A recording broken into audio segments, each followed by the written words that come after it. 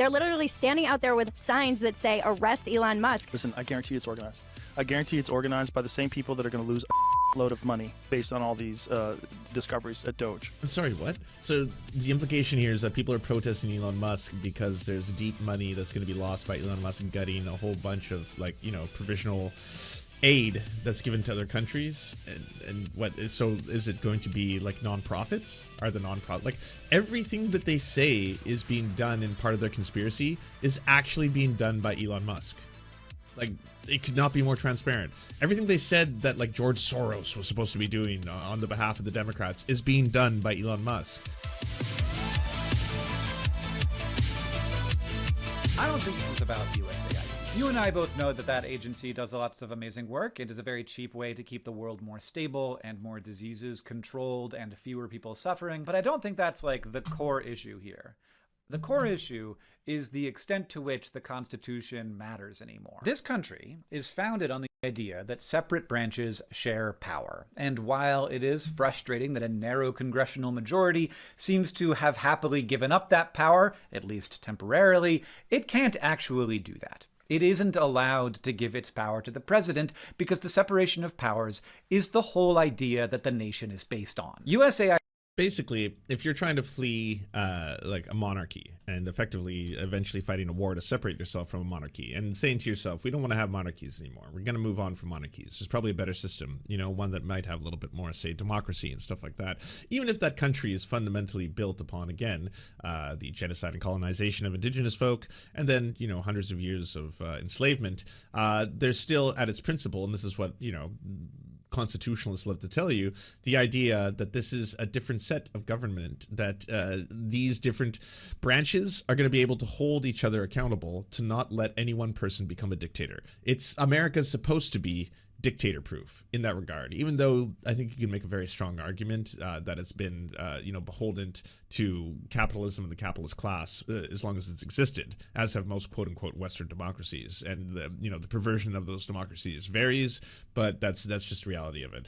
But now we have a situation where there's a president who's trying to like push and break every possible guardrail that is supposed to keep his power in check, and testing how much the other branches are effectively going to be able to rein him in, which is why you always hear people say things like, well, isn't a judge going to stop this? Like, isn't this illegal? And in some cases, yes, a judge effectively ended up stopping, you know, the DOGE takeover of the U.S. Treasury by effectively saying that they no longer have permission to be able to have this team of racist, white supremacist groypers effectively try and reprogram how the U.S. Treasury works. So that is, yes, that is a decision handed down by a judge where it seems like judicial power has kept presidential power in check. That's one little example. But that's the whole reason Trump is trying everything right now. And like, he learned from his last run as president how much and how he could get away with certain things. So the best strategy going forward for Trump seems to be, let's get rid of all federal employees. Let's get rid of all of them. All of them have to retire. I'll offer you 8 months, you know, pension, but all of you quit, every single one. Why? Because he wants to fill them up with people who are either going to be directly compatible with his agenda, or just have those positions be vacant so no one can push up against him. And that's clearly the entire game plan right now. How much he's going to get away with, I mean, this is just a matter for history. A lot of this is unprecedented. You don't normally see a hostile takeover by the president and his administration of this nature and this level of aggressiveness, where he, again, is testing the very fabric of what it is to have America, the country, exist. So as long as that is going forward, what's next is really dependent on how many federal employees are going to quit. How many are going to stay in positions? How many judges are going to fight up, regardless if they are conservative or Republican? What they can see is a clear constitutional challenge, or perhaps the potential destruction of the U.S. as a country itself. All of this happening at the same time, where, like, I've seen a lot of people also say programs like USAID, for example, the fact that, you know, Trump is trying to effectively destroy the entire program of USAID.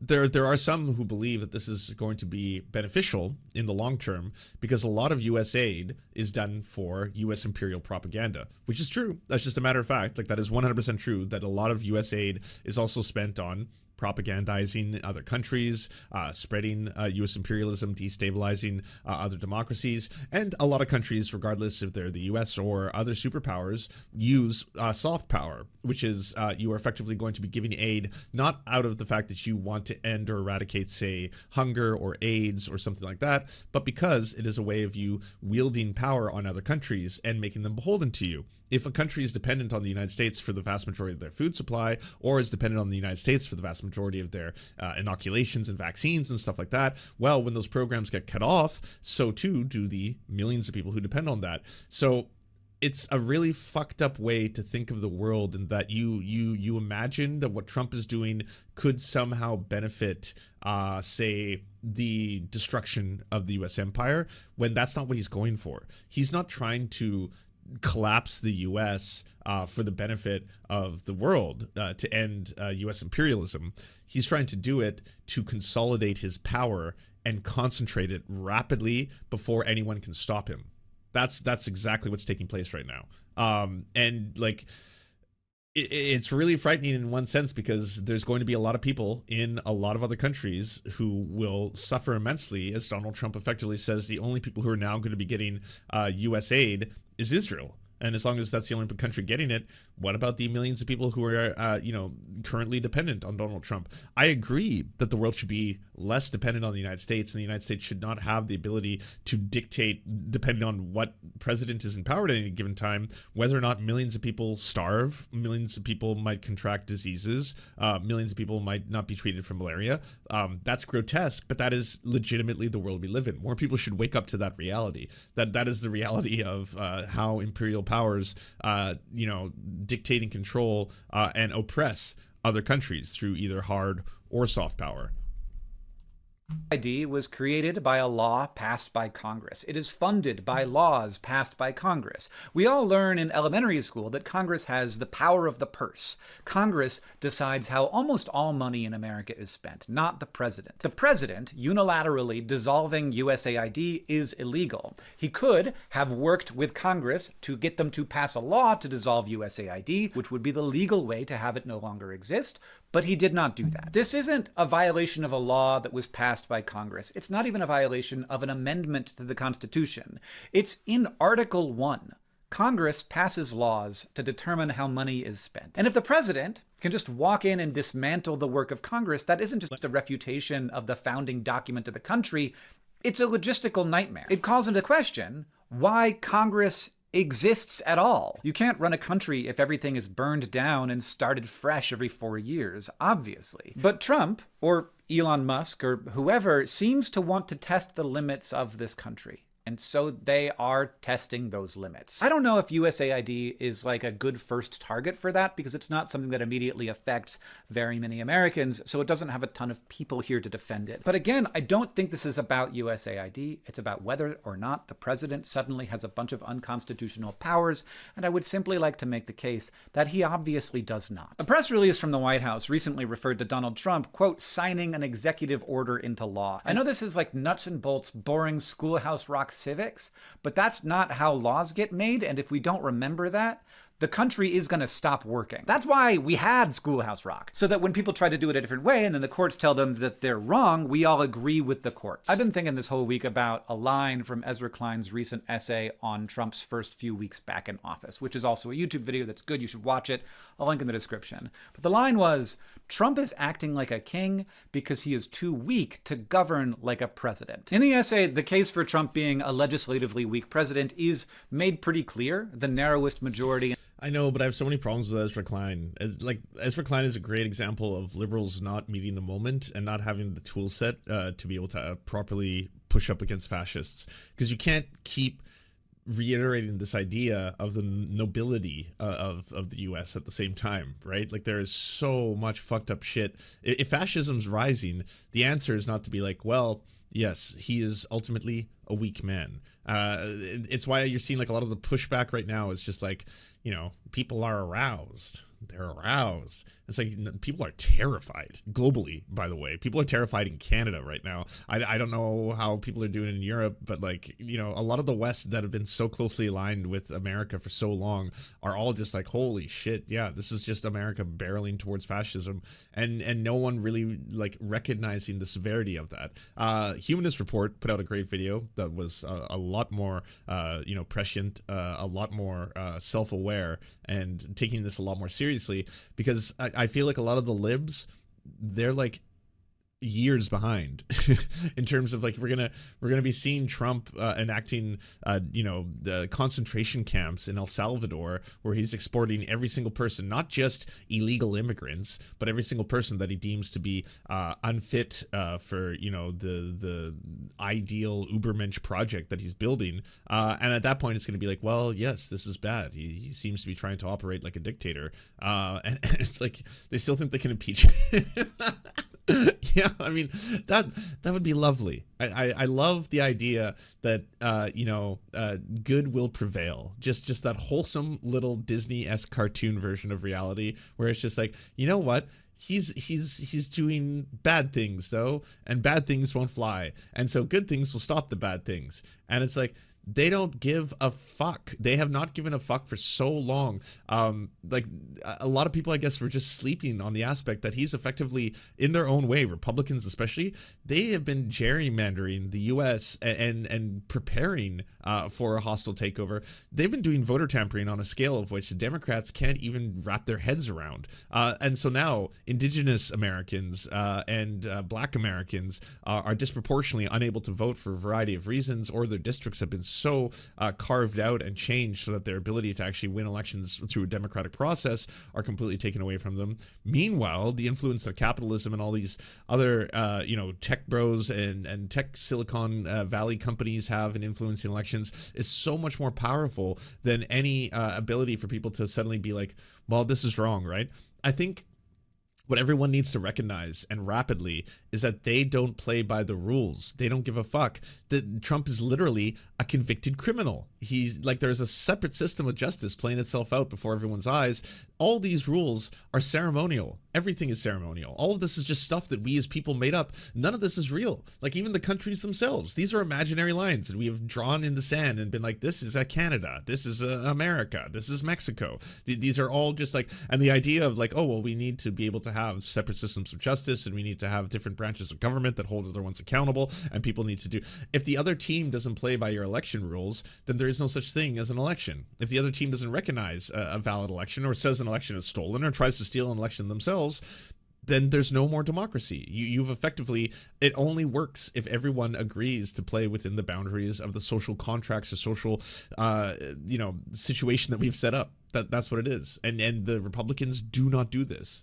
In the House, since there have been 50 states, a narrow margin in Congress, he has a higher disapproval rating than any incoming president since we started doing polling. And so perhaps, instead of trying to create durable change, he's governing largely through executive order and also through other untested, probably illegal unilateral actions. And there are really three ways, I think, to see this. First, if you're super sympathetic to Trump, you might see it as the United States has become so corrupt, is so broken, that we have to stop caring about the Constitution, maybe just for a little bit. We have to let the world's richest man into the treasury so that he can stop payments at his whim. We have to remove security professionals for obeying the law. We have to say that it's okay for the president to take the power of the purse away from Congress, to let him defund. Ducky, that's so true. The country is held together by bubblegum and etiquette. Yeah, that's the reality of it. I wanted to see what the DOGE army had to say, though. Apparently, DOGE findings, Elon Musk protests. Of this bizarre left-wing ecosystem that's pretty much manufactured. Like, what do you see is going to happen with the rest of the country?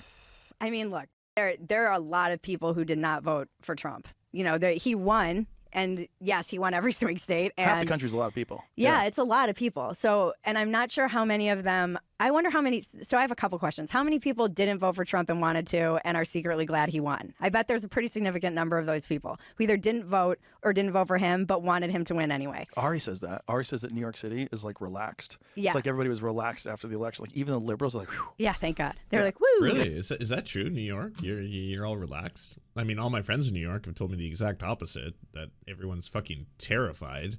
But I mean, maybe Joe's right. Yeah, like, thank you God you saved me from myself. Yeah, exactly. Because God doing for us what we can't do for ourselves. Yeah, so there's that, I wonder. But then I do wonder how many of the people are, what I worry about is how much mental, this is where I get mad at the media for presenting this like, this is Hitler, I'm in New York, having I'm it angry. notched up to 11 for the past 8 years. And now you've got this, because he was put in, it's almost like that energy has been transferred to Elon now. Because now, do you see the Elon protests? They're protesting Elon. They're literally standing out there with signs that say, arrest Elon Musk. Listen, I guarantee it's organized. I guarantee it's organized by the same people that are going to lose a shitload of money based on all these discoveries at DOGE. There's no way they're not. If you look at what DOGE... I'm sorry, what? So the implication here is that people are protesting Elon Musk because there's deep money that's going to be lost by Elon Musk gutting a whole bunch of, like, you know, provisional aid that's given to other countries. And what is, so is it going to be like nonprofits? Are the nonprofit, like everything that they say is being done in part of their conspiracy is actually being done by Elon Musk? Like, it could not be more transparent. Everything they said that like George Soros was supposed to be doing on the behalf of the Democrats is being done by Elon Musk. He's the world's richest human being. He bought his own social media network. He completely allowed it to be run over by fascists and Nazis and the worst possible human beings. He turned it into a Trump HQ election network. And then he is now trying to use his influence in every other country that he can in order to push a far-right agenda to get more far-right fingers in power. Because again, fascism is the final stage of capitalism.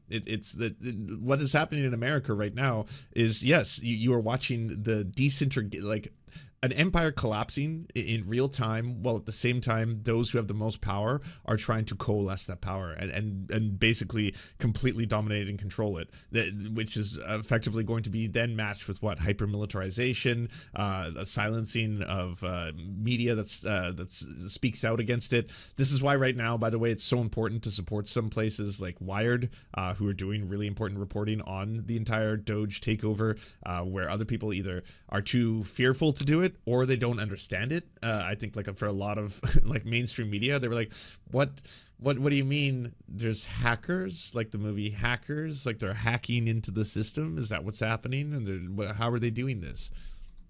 is uncovering, what they're uncovering with this USAID stuff, a lot of that stuff was organizing through NGOs protests. They organized the attempt at getting Trump impeached. I thought you were going to say killed. They I was organized like, the impeachment. That's come out. They also USAID spent $50 million on the lab Right. that invented coronavirus. Right. Yeah, there's a lot of money involved in this not working.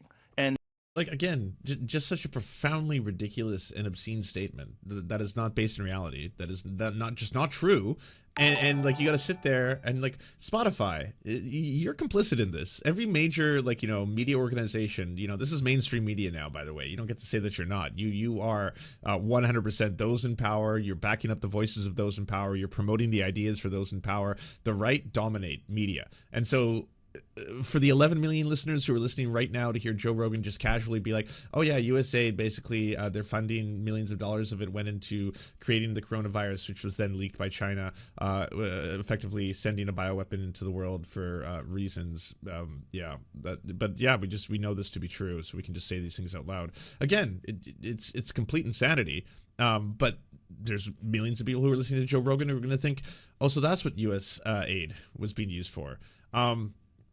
The most fucked up aspect of continuously targeting USAID is they're not doing it from a perspective of, hey, by the way, we should try and reduce the amount of money that is used by the United States to try and destabilize other countries. Or we should reduce the amount of money that is being used by the USAID to try and spread US propaganda around the world, which is what some of the money is used for. It's just 100%.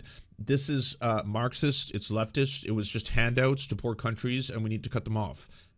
So they can, again, consolidate power. It's what's going on in real time.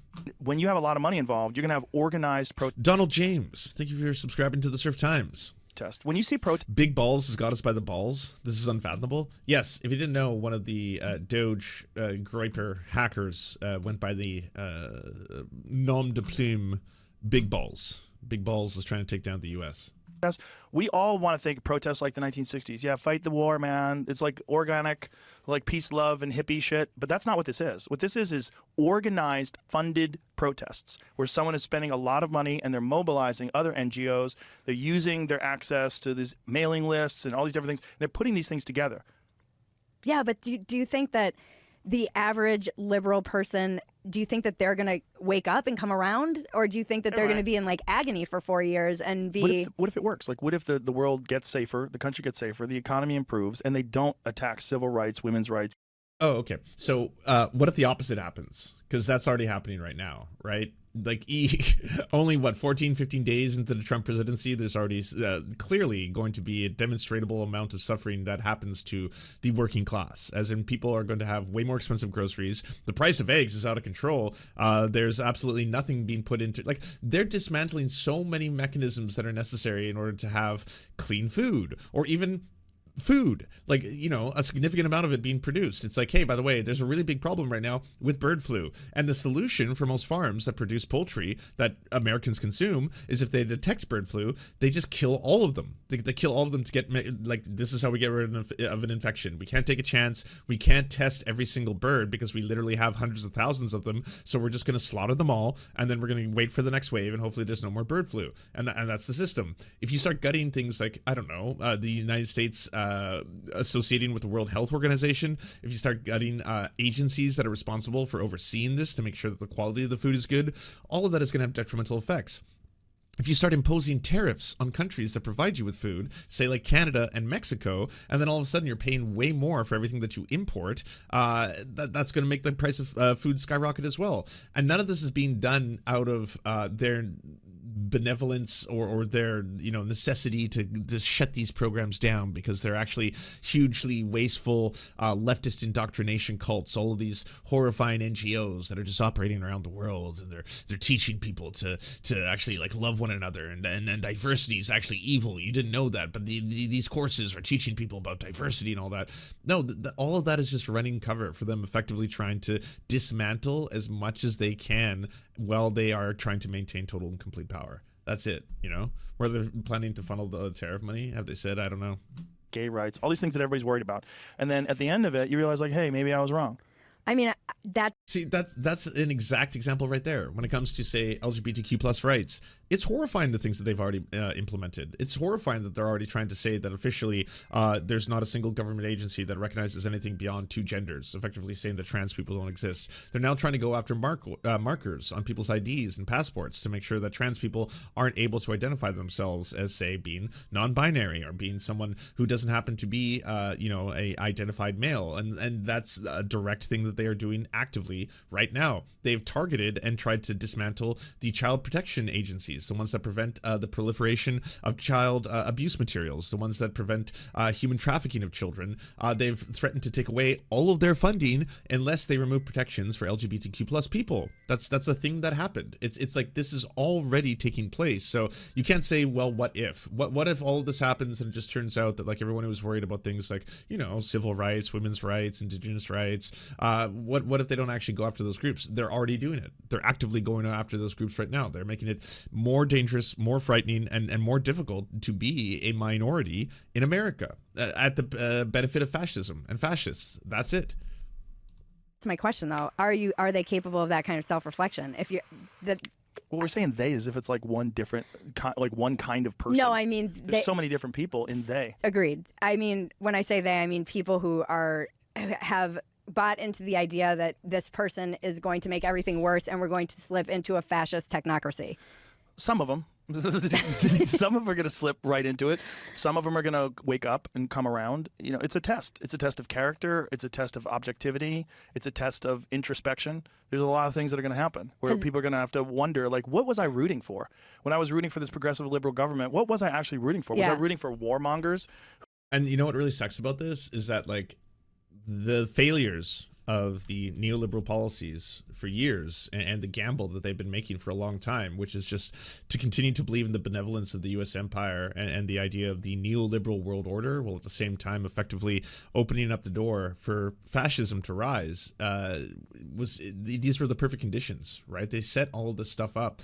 You had Joe Biden on one end trying to tell everybody it's in America's interest to continue to support genocide. It's in America's interest to continue to allow Israel to ethnically cleanse and destroy Palestine. And that's being done for American security, whereas there's a lot of, Americans who are just like, no, that's not true. What the fuck? I don't want to support this. And it's like, okay, well then, if you're going to be less politically active or less politically interested or not even able to participate in the system itself, well then guess who's going to just get through the narrow margins of a handful of swing states, less than 2 million votes, in some cases less than 100,000 votes, in order to finally effectively come into power. And then once you're in power, yeah, the nightmare reality scenario is playing it out. If they're going to live in a bubble and deny it, I mean, that's just because they're now working to continue to propagate the lie. Legal experts are warning of a constitutional crisis, as the Trump administration hints it may ignore a federal judge's ruling temporarily blocking Elon Musk and his DOGE associates from accessing the Treasury Department's payment systems and sensitive data.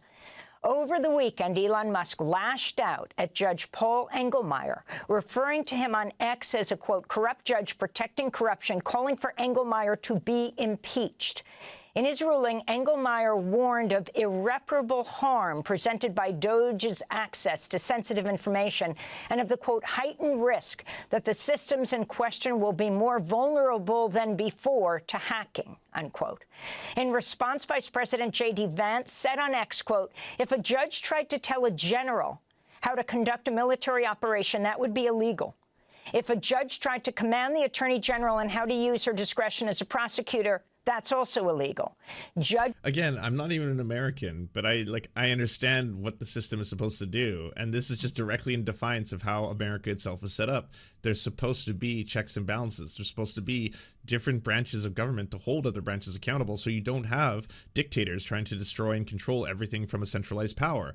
And then in this case, it's like, well, if you try to stop us, you're effectively doing something illegal yourself. Judges aren't allowed to control the executive's legitimate power, said the Vice President of the United States, a graduate of Yale Law School, J.D. Vance.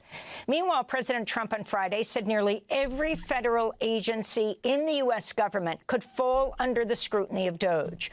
Trump was questioned by Fox News White House correspondent Peter Doocy. And we're going to be doing more and more of that. We're going to be looking at Department of Education. We're going to be looking at... Just total sidebar. This has nothing to do with anything. I can't believe this is a real picture. Like, that's real?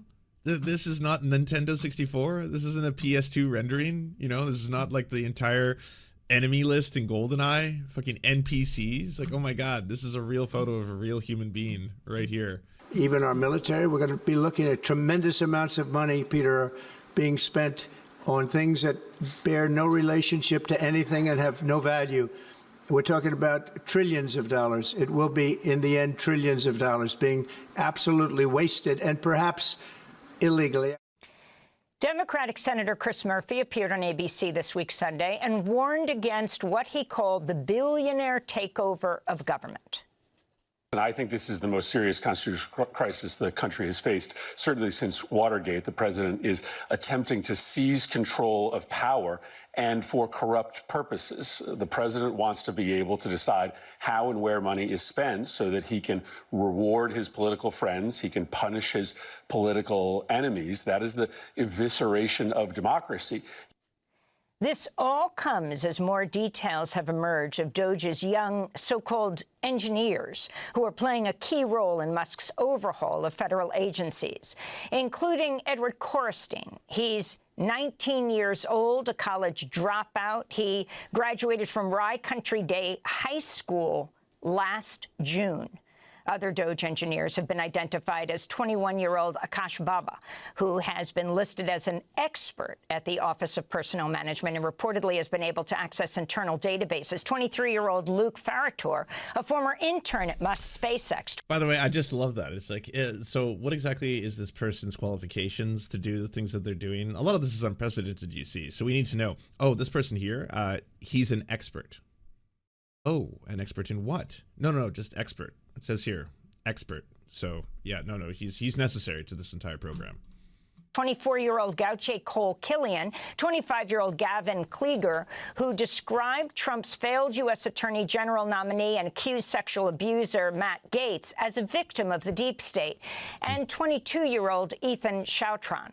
Musk said on Friday he would be rehiring 25-year-old DOGE staff member Marco Elez, who resigned last week after he was linked to a deleted social media account that advocated racism and eugenics, writing, among other things, normalize Indian hate. I also noticed that there was a lot of right-wingers who were trying to like justify all that and being like, I don't think that one, person who made some kind of, I don't know, uncouth remark years ago should have their entire lives ruined. The same shit you always hear when there's basically like, I would say like a white criminal, like a young white criminal who did something horrifying. And then after the fact, they're like, oh, he's got his whole life ahead of him. Come on, don't let this ruin him. Don't let this ruin his reputation. In this case, it's like he's got a very demonstrable history of racism, hardcore racism. We're talking like Groyper neo-Nazis here. These are fans of Nick Fuentes who've retweeted Nick Fuentes accounts before. These are people who are effectively not or should not be anywhere near the U.S. Treasury, but here they are. And then immediately it's like even J.D. Vance was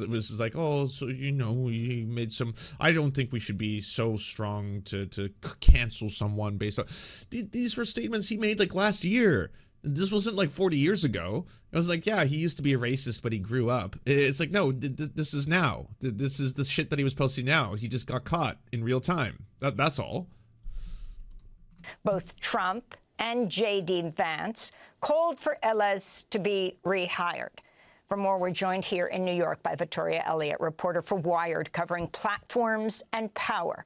She and her team have broken several major stories on Elon Musk and DOGE. Elliott's recent piece is headlined "The Recruitment Effort That Helped Build Elon Musk's DOGE Army." Awesome. I didn't know we'd get the actual journalist who wrote this. Also, shout out to whoever took this photo. Incredible. Welcome back to Democracy Now! Or to Democracy Now! For the first time. Thank you for joining us. We know you are under the weather, tired for so much reporting on this fire hose of presidential actions. Victoria, what do you think is most important for us to understand of this DOGE army? You can refer to them by their names or by their various handles, which are quite amazing. I mean, I think the most important. You all thought you were going to hear Amy Goodman say big balls, didn't you? No. She's a professional. All right. She can leave that to the journalist to reveal. Thing is to note that, what we're really seeing is people coming out of either Musk's companies or companies owned by Peter Thiel, another billionaire who's very close to Musk. He's the chair of Palantir, a big data analytics company that is also a massive defense contractor. And so what I think. And we all saw that video last week of like the actual boardroom meeting of Palantir, where it's like, it just looks like a scene straight out of RoboCop, where you've just got like that room of people and the one guy is like, hi, Palantarians, we're very happy that you're willing to be here with us. And we sometimes, identify enemies and sometimes eliminate them, Palantir. And you're just like, Jesus Christ, these are just, again, cartoonish supervillains, and they've all come to the levers of power.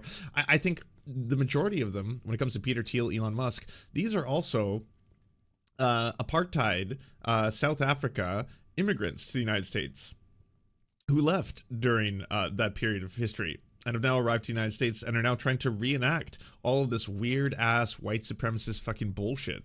What was really interesting for us when we reported that most recent story is the fact that, these young people were sourcing within these already established networks of people who are very, very technically gifted, probably because they've worked at these companies, but that this is sort of a closed network. And what we've sort of learned being tech reporters in general is that oftentimes people in the tech industry see the press as pretty adversarial. They see government in some ways as sometimes pretty adversarial, with overreach and red tape.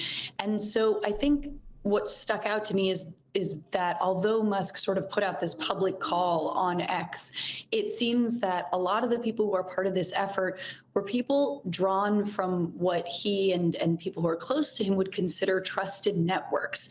And in that way, you know, I think this sort of sense that DOGE is almost this parallel operation to sort of traditional government operations really feels very salient, particularly when these people have access to really sensitive data that people who are government contractors maybe would not often have, or people who are new hires.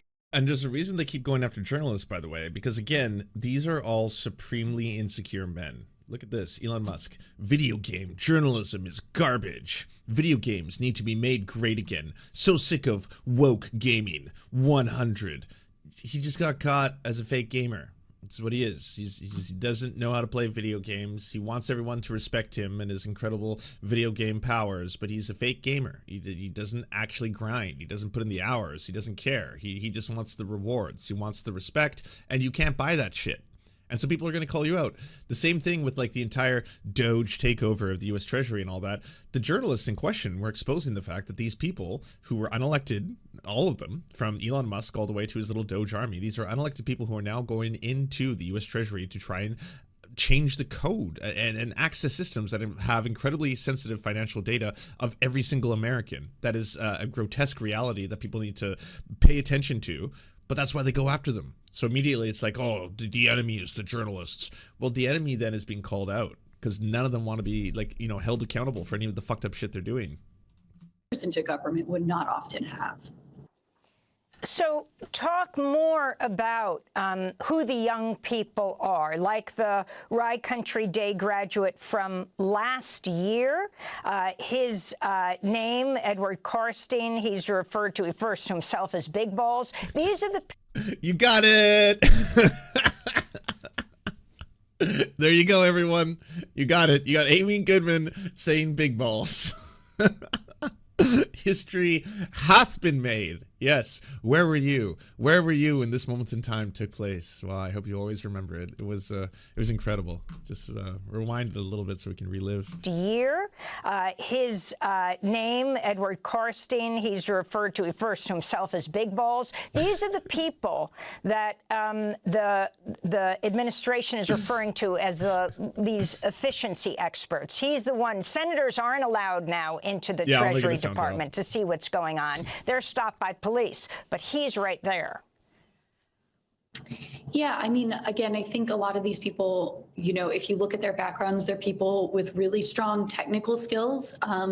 You know, I think they all have, you know, really some impressive achievements on their resumes. I think Edward Karstein, as you mentioned, is quite young, and our team was able to sort of identify that he was seemed to be associated with a possible DDoS, or distributed denial of service for hire situation. So, you know, that particularly is sketchy. And I think when we're looking at that, even if these people are particularly technically gifted, they may not. Can you explain what that means for people who are not digitally completely literate? Sure.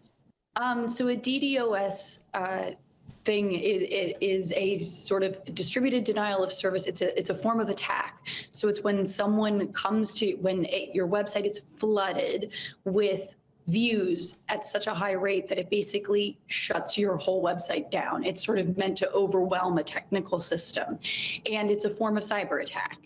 And so I think it's one of those things where when we look at that type of instance, you know, even if these young men are very... You can commission a DDoS attack for $50? Really? That's how cheap it is? Technically gifted, and they very well may be, you know, they do seem to have questionable, some of them seem to have questionable backgrounds, and if they were going through the regular process of doing a security clearance or getting background checked for a government job to access the kind of sensitive data that they would seem to be having access to right now, they may not have actually been given that if they were adhering to the standard protocol that we have set up within the US government for reasons to be able to vet people's background, to be able to ensure that people who are touching this data. It depends on the victim and how much bandwidth they have. Well, it also depends if they have like a service like Cloudflare protecting them, right? Like that effectively is supposed to be able to prevent a DDoS attack, which is why people hire those services,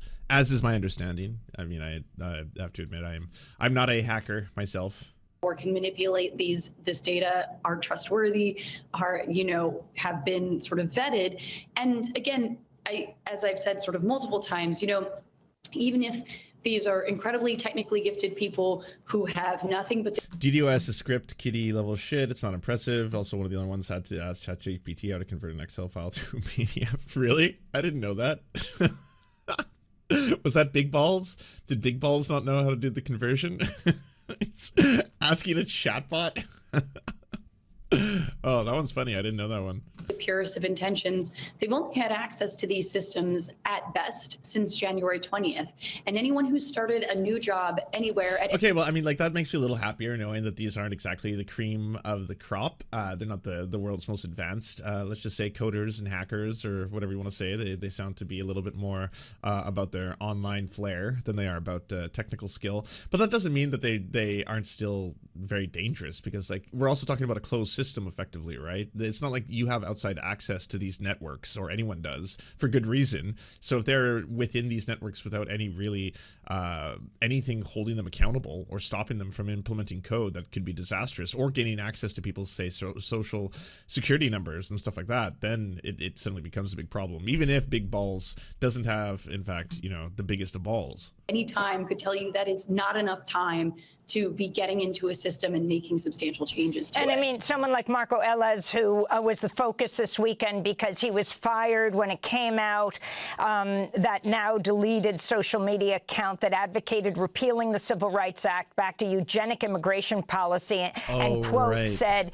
just... Yeah, he was also a eugenicist. I forgot about that. That's the other, like, fucked up part about all this, is that, like, all of them want to hide from this shit. They want to run away from it. So when a journalist exposes it, suddenly it's like, holy shit, oh no, no.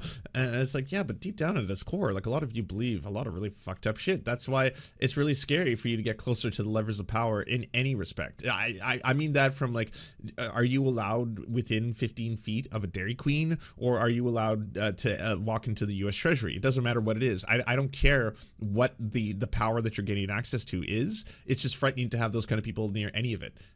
Like I would not want him to have access to a Dairy Queen computer or any of the systems that manufacture the ice cream in there, because I think like if he's getting in there and he's like, well, I believe that the master race has to ascend to the throne, but that's not going to make me a good ass fucking Blizzard. It's probably going to be some weird shit. And the same thing applies to the U.S. Treasury. He's probably going to do some fucked up shit if he's a eugenicist, and he's a eugenicist who's now, gaining access to these very powerful systems. That's scary. For the record, I was racist before it was cool, and he's the one who advocated normalizing Indian hate. The front person advocating for him to be rehired, which he was Vice President J.D. Vance, whose wife, of course... No Orange Julius in this country is safe. Unfortunately, with all the boycotts we're trying to do right now for BDS, you might have to lose another one just for your own safety. Is Indian American, his children, his 3 children, Indian American. Victoria. Yeah, I think that's a distraction. The reality is, I think I don't think that's, I think obviously his views would probably, again, if he had been properly background checked, would have come up, would have been something that, might have been flagged in the regular process. And, if he was applying for a regular government job, he might not have been hired. But I think the more critical issue is the fact that whether or not it's Marco Ellis or someone else on the DOGE team, it does seem that this, parallel entity that is DOGE is accessing sensitive data that otherwise would not be available to it. At least from our reporting, we saw that, or it appeared that Marco did at some point have read-write access to the code.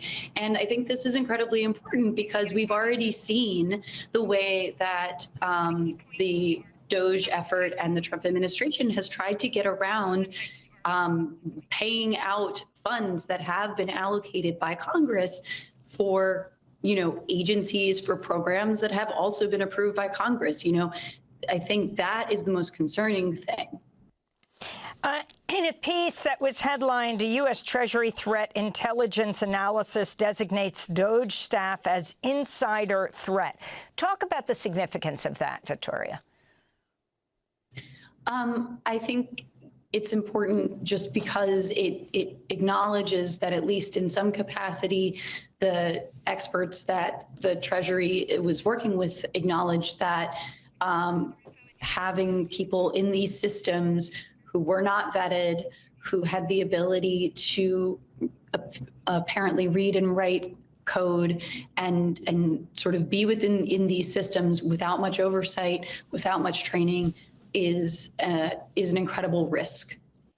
And we're going to talk in a moment about what's been called the PayPal mafia. But I'd like you to go into Elon Musk. You've written about him extensively as an international. Honestly, Democracy Now! Is doing such important work. If you weren't thinking of it before, consider it now. Donating a dollar to independent media like them, because these are the kind of stories that NBC, all these other networks, they're not going to pick up on them, and by the time they do, it's way too late. Wire is just tapped into how dangerous this shit can possibly be and how serious the stakes are, whereas the rest of the media is just what's the internet? Are we dialing up on our modems? All right, leader, talk about his ties to the far right in Germany, where there was just a mass protest, and how he's used his digital platform. I mean, he has platformed the leader of the AfD party in Germany in the same way he did with Trump, which is he sort of had an X Spaces with her. He has come out very publicly in support of the AfD, the other weekend. And to be clear, in that Spaces, that's where the two of them were talking, and she tried to do that whole thing the right loves to do, where it's oh, actually, the Nazis were socialists. It's in the name. It's got the word socialist, so they were socialists. That's a real thing that happened, which is so wild because, she should know that the Nazis killed the socialists. I mean, it's in the poem. You also just read history, look into that. But they exterminated the socialists, and she should know that because she's the granddaughter of a judge, a Nazi judge, who was appointed by Adolf Hitler. This is all real. This is who she is. This is the head of the AfD. Yes, they are 100% the Nazi party of Germany, the modern neo-Nazi party of Germany. So for them to try and downplay the horrors, atrocities, or the real realities of who the Nazis were, or to try and confuse people by saying, oh, the Nazis were actually socialists, maybe they were Marxists, tee. No, that shit is dangerous, and there's a reason why she's doing that. And again, she should know better. She's the granddaughter of a Nazi judge appointed by Hitler.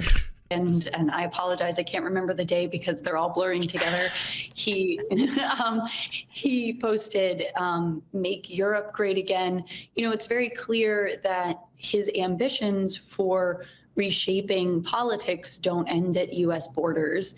And I think, even before the U.S. elections, we saw a taste of that with how he behaved in Brazil.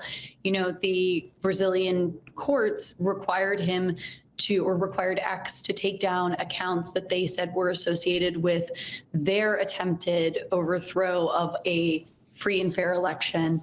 And X refused to do it until the Brazilian government banned the platform. But that resistance that X showed to try and keep up these right-wing accounts and to share the otherwise secret court orders with Congressman Jim Jordan, whose committee then made them public.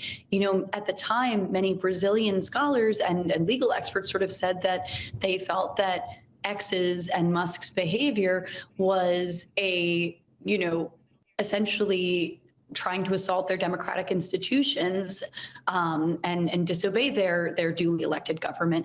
And so I think I mean, there is some good news on that front, is that there is a lot of pushback against that. 200,000 people marched in Germany against the far right and the AfD.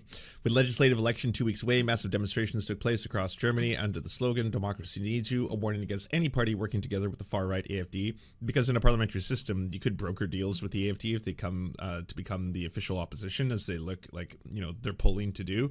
But the idea that you should not work with them in any respect should just, that's something that every party should have to do. But everyone loves power, so you never know if there's going to be a conservative or a liberal party that's like, well, we could pass through our agenda if we just align with them on this one thing, just this one thing, just once, and then after that we'll stop. Munich is multicolored, at least 100,000 people. It moved up to 200,000 people shortly before it began. With legislative elections 2 weeks away, demonstrators rallied under the slogan, "Democracy needs you," warning any party working together with the AfD. Germany has long had an unwritten rule against working with the far right, dating back to the aftermath of the horrors wrought by the Nazis in World War II. But protesters say the Christian Democratic Union, or the CDU, the front-runner for the February 23 vote, breached that so-called firewall by seeking the AfD support in Parliament for an anti-immigration bill. Organizers who put the turnout at 320,000 said the Munich March aimed to send a strong signal in favor of diversity, human dignity, cohesion, and democracy. Protesters on Munich's famed Theresienwiese was sprawling esplanade in the city center, carried placards attacking the CDU leader Friedrich Merz, bearing messages such as "Shame on you." Another protest in the northern city of Hanover drew 24,000 people, according to police. And then one little quick thing about the PayPal mafia. I want to bring into this conversation Chris McGreal. He was the Johannesburg correspondent for The Guardian during the last years of apartheid until 2002. His new piece, Guardian, is titled "What Does Elon Musk Believe?" and How the Roots of the PayPal Mafia Extend to Apartheid South Africa. This is really illuminating, Chris. Who are the PayPal Mafia, and how are they linked to apartheid-era South Africa? Well, they're a group of men who are at the top, the founding of PayPal, all of whom in some way or other grew up in South Africa as children. You've got Musk himself, who was born in South Africa and lived there, went to high school there until he was 18 and then moves to Canada. You've got Peter Thiel, who was a co-founder with Musk of PayPal. Thiel was born in Germany, but brought to South Africa as a young child. His father was a mining engineer, lived in Johannesburg, and then moved to Southwest Africa, which was then a South African colony, is now Namibia. And he went to school in Swakopmund, which was notorious as probably the last place on the planet where people still openly greeted each other with Heil Hitler and celebrated Hitler's birthday. He went to a German school there before moving to the United States when he was 10 or 11. You've got David Sachs, who was born in Cape Town. He's big in PayPal and is now Trump's AI and crypto czar. He moved to Tennessee as a relatively young child, but grew up in the white South African diaspora there. And you've got Rolf Botha, who was the son of Pik Botha, the grandson of Pik Botha, the last foreign minister of apartheid South Africa. He was the acceptable face of apartheid. You'll remember he used to run around the United States trying to put a gloss on how they were reforming things and that everything was getting better, which apparently it wasn't. But so you see those four key people at the top of PayPal, and they all have this, you know, very intimate connection to South Africa. So we just played Errol Musk, that's Elon Musk's father. Talk about what the significance of what he said, and also how he gained his wealth in South Africa, and when these men left South Africa. So, well, Errol Musk still lives in South Africa, which is why, of course, kids. Errol Musk made his money in lots of different ways, but the main way was he had investments in emerald mines in Zambia, and he became extremely wealthy. Now, the conditions on those mines were notoriously bad, as they were on mines throughout sort of southern Central Africa. He made a lot of money from that, so much so that when Musk's mother divorces him, there's listed a jet, a yacht. That was one hell of a jump scare. Several houses in the divorce settlement, so he was extremely, extremely rich. Musk himself, he also married his own daughter, didn't he, after impregnating her twice? Stayed in South Africa till he was 18. He goes to school first in Johannesburg and ends up at Pretoria Boys High, which is a largely racially exclusive all-white school near Pretoria, which is the capital. There was a quirk of it in which there were some black students. Like, I mean, this is all just so nightmarish because it's just like little team of Nazis who got inspired by apartheid South Africa and then traveled over to Canada and America and then have slowly been acquiring and growing their power and their financial power and their tech power and then influencing, you know, so many different aspects of society along the way. And by the way, it required, you know, collaborators to help their image. Like the fact that Glenn Greenwald dedicated so much of his life to downplaying how serious Peter Thiel or like Project 2025 or any of the growing right-wing tech industry truly is, and just constantly being like, no, you know what's important? We have to focus on the fact that independent media is finally thriving, and this is really about freedom of speech, and that we have to understand that that's why they want to shut all these people down. They're going after Libs of TikTok because her identity is being, you know, revealed to the world when ultimately she should be protected, just like Peter Thiel isn't as evil as they're saying, just like Joe Rogan is subversive because he's the alternative media now, and that people can't control him, and they're scared of that. And it's like, these people are all as mainstream as it gets. They've all now acquired power, consolidated their power, grown, and now they're within government itself. Elon Musk is just like Donald Trump's right-hand man, doing whatever he wants. They all own various facets of all the social media that we use to communicate with each other. Most of the tech bros, in one way or another, have pledged allegiance to Donald Trump, MAGA, and the far right. They've all come forward to be like, yeah, you know, this is a new day, a new dawn. We're definitely going to be working to remove wokeness and DEI from all of our social media platforms and hiring practices and making sure that we destroy the woke and all this kind of stuff. Well, this is all by design. It's not like it just suddenly happened and like, you know, while one person has been telling you out loud for a long time that he's an anti-Semite, that he's a racist, that he is into, you know, far-right extremism, that he's literally doing Nazi salutes. Yeah, the guy most likely is going to be a white supremacist extremist. Like, that's not a surprise. All of them who have been talking, like, Peter Thiel hasn't been secretive about his beliefs. He's been talking about how the United States has a necessity to return to a theocratic monarchy. And like, he'll say this shit out loud. And it's like, well, maybe, just maybe, I don't know, a lot of these people who sound legitimately like insane racists shouldn't have access to a lot of government funding and power. Maybe you shouldn't be giving billions of dollars to Palantir to develop advanced AI weapon systems and surveillance systems that are obviously going to be propagated by people who fundamentally want to return, you know, the majority of the world to segregation. Like, these people are not secretive about their beliefs. They have not been silent. They've been telling you who they are, and now that they're effectively trying to implement a lot of the measures of their programs, they need to be fucking called out. Like, if Nazism is once again showing itself in this new version, you know, Nazism 3.0 or whatever you want to call it, where it's like it's now combining with a lot of aspects of the tech industry and it's coalescing the far right globally, well, then it needs to be destroyed. Like, as every other time that Nazism has ever shown itself or ever manifested itself, or far right fascism and extremism, regardless of what government is trying to implement it, it has always been to the destruction of society, right? They'll go after vulnerable groups, they'll hyper-militarize, they're eventually going to try and, you know, do conquest and acquire more territory and more land and do imperial, you know, conquest of different regions of the world. It doesn't matter if it was the Japanese Empire, doesn't matter if it's the Rising Sun, doesn't matter if it's the Nazis, doesn't matter if it's Pol Pot, doesn't matter if it's Mussolini, whoever and wherever fascism is starting to take hold and far-right extremism is starting to be normalized, it has to be stopped. That's just the reality of when this happens to humanity. I think the first black student in the school was the son of a foreign diplomat, but the diplomat came from one of the black homelands that only South Africa recognized as independent, part of the apartheid structures.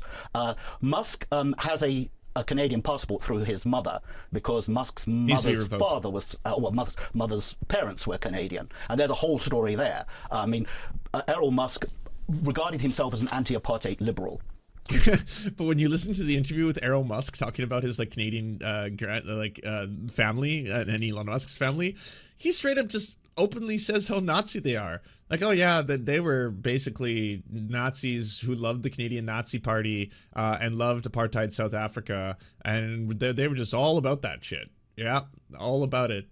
Next question. Who's my wife? Joined You'll the never Progressive guess. Federal Party, which was ostensibly against apartheid, but he leaves it when it starts supporting one person, one vote. He actually doesn't believe in that. Musk's grandfather, Canadian grandfather, had been the head of the Canadian branch of a political movement in the 1930s called Technocracy Incorporated, which in essence wanted to scrap democracy in the United States and Canada and have technocrats rule the country, which might sound familiar. That becomes a de facto fascist party, is banned during the Second World War, and then the grandfather moves to apartheid South Africa, having had no connection to the place, in 1950 because he likes the sound of apartheid. And even Errol Musk says of the grandfather, he was an open neo-Nazi. This is Errol Musk's father, Errol, on Podcast and Chill with Mac G, discussing Elon Musk's mother's father, Joshua Haldeman, alleging he supported Nazis in South Africa's apartheid. Her parents, by the way, were very fanatical in favor of apartheid. This is quite interesting. Her parents came to South Africa from Canada because they sympathized with the Afrikaner government. They used to support Hitler and all that sort of stuff. But they didn't know, obviously, I don't think they knew what the Nazis were doing. But they in Canada, they were in the German party in Canada, and they sympathized with the Germans. Yeah. So when the Afrikaners government came into power here in 1948, then May's father, who was quite an interesting guy, he was a very good pilot, he said he wants to be with the Afrikaners because he agrees with apartheid. So again, like none of this is secret. It's all been very out in the open for a while now. And unfortunately, yeah, the reality is that these hyper evil nerds who all seem to be like deep down in their core eugenicists who believe in like racial hierarchies and the necessity to have dominion from one group to another are all now consolidating their power together and effectively trying to push this far right extremism globally. I think the wake-up call is now, hopefully. Most libs who have kind of been sitting back and writing long think pieces about how the bastion of neoliberal democracy it needs to be restored, and only then can we truly find, God damn it, the fascists are here. They're not at the gates. They're inside the U.S. Treasury, and they're effectively trying to manipulate people globally with the vast social media networks that we've all become so dependent on and addicted to. And that was all being done with this veneer of, hey, by the way, the tech giants, the social media guys, well, they happen to be, quite liberal, left-leaning individuals who believe in, yes, free expression and allowing people they disagree with to be on their platforms, but ultimately they want to make them safe, platforms to stop things like hate speech and to stop things like targeting trans people and to stop things like targeting black people who use the platform. So we should obviously, put safeguards in place to make sure that there's not mass proliferations of misinformation and there's not, unfettered hate speech and stuff. Well, now they don't have to pretend anymore. Now all of them are just like, all right, well, okay, so the truth is we just wanted to have complete and total control and power and monetize all of you humans who we don't see as human. We see you as ants, ones, and zeros, and now effectively all of you can be put under the will of this fucking far-right regime. It's disgusting, but isn't it weird that our society created this? Both, the worst and the best of society playing itself out in the form of these freaks.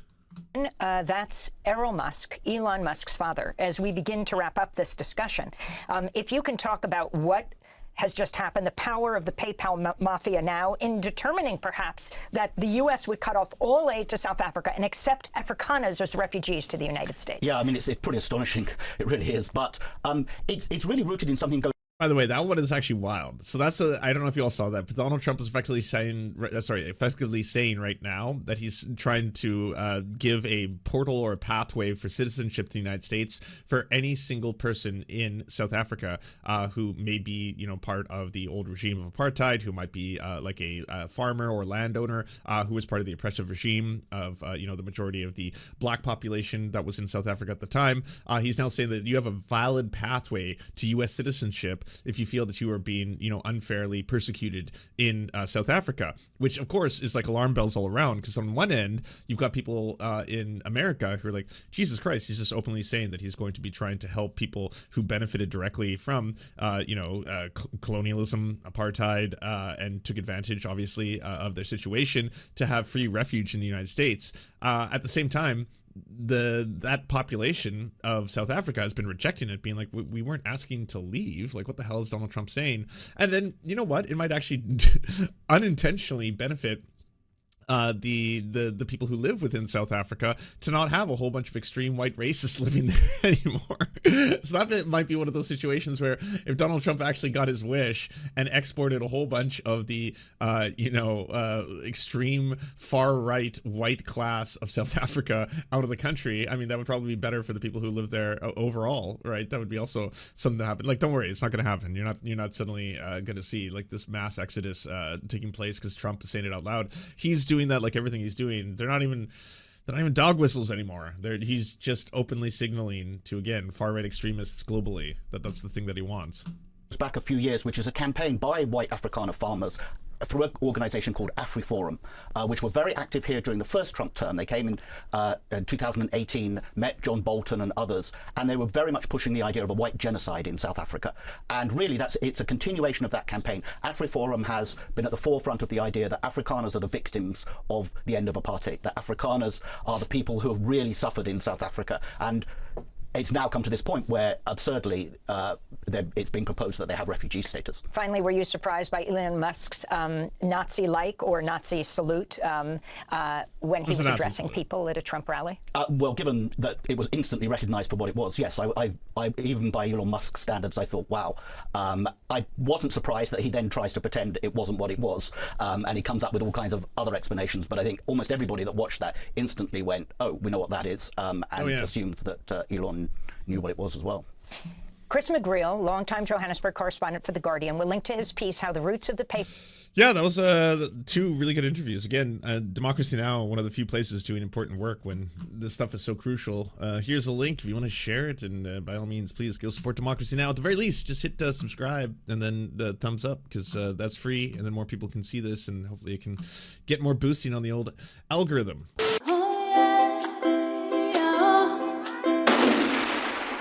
Don't let this happen to you. Go to serfscoffee.com to order the only end-to-end owned indigenous coffee company that delivers blood-free, conflict-free, and cruelty-free beans right to your door. 0% of people who drink serfscoffee.com have exploded spontaneously. By ordering right now, you get 10% off plus free shipping, and it's the best way to enjoy delicious coffee while not exploding. That's serfscoffee.com, serfscoffee.com. Hey, if you'd like to unlock secret bonus episodes as well as uncensored content, go to patreon.com/The Serfs. This show is produced by Anna Loves Riley, Arian McCarthy, Cheryl Alvarez, Comrade Junkie, Doug Caddy, Everything Important, Hagbard Celine, Jimmy Sombrero, Multimondi, Omni, Political Poppy, Preston Kroll, Quiet 185, Riley and Anna, Roller Dragon, Cernicus, Stellar Gwyn, Sebastian Demmel, Travis McClinton, Trincell, Words Greenwood, with additional support coming from all of these amazing human beings right here.